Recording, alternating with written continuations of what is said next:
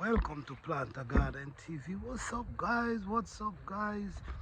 Shout out to all the supporters, shout out to all the viewers, shout out to each and every one of you.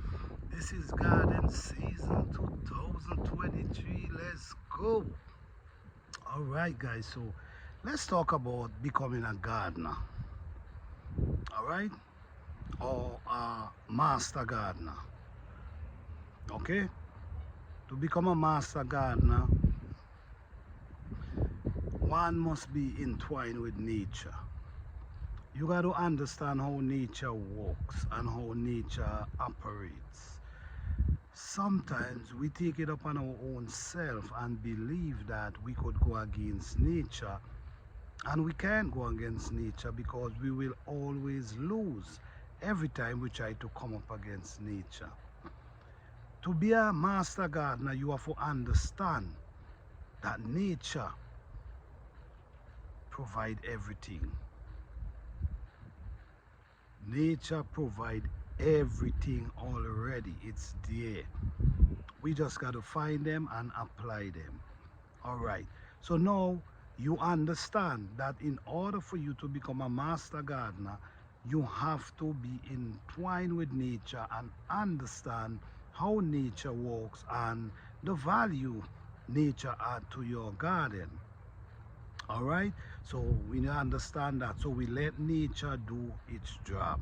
Don't try to go against nature or you will never win. All right, in gardening you got to understand a lot of things about the plants you're growing.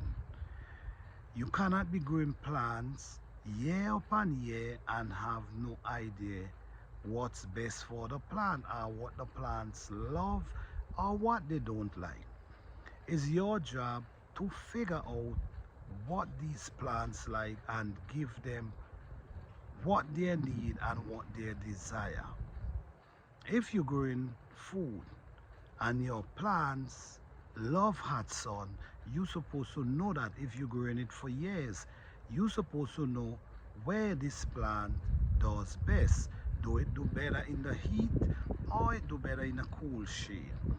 Some plants love hot sun, hot heat. Some plants don't.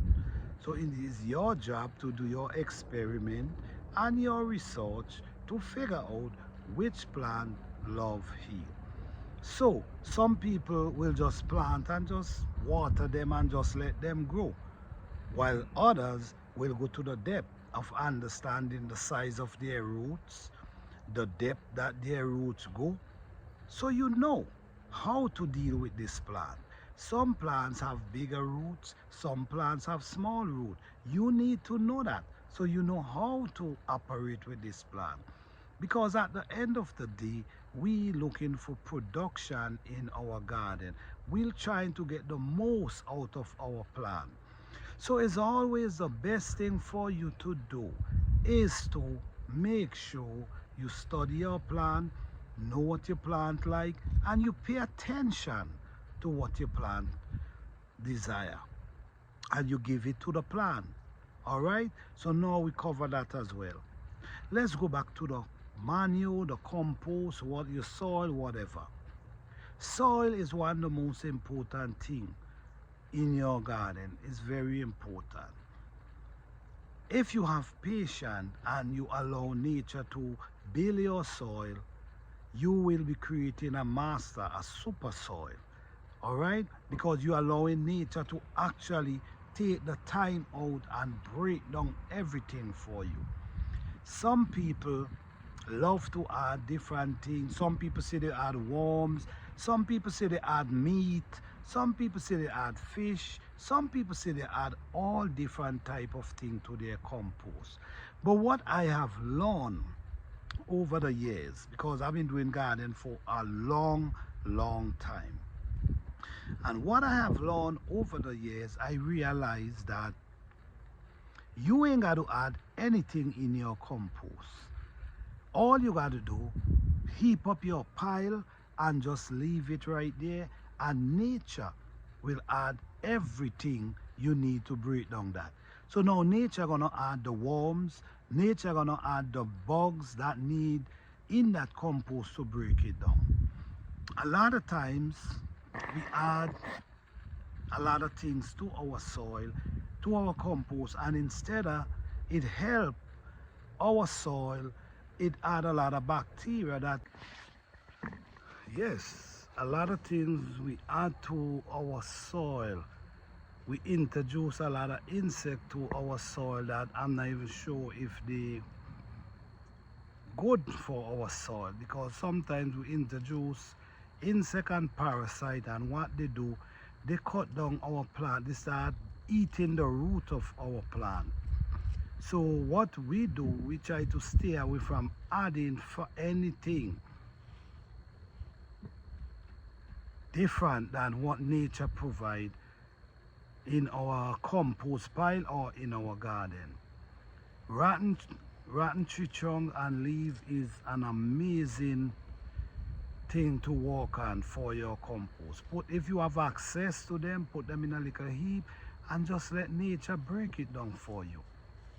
Sometimes we try to rush things and add in all different type of stuff to our compost pile, and it's really not helping. So to become a master gardener, you have to understand nature is in control, and you also got to study your plants and know what you're growing.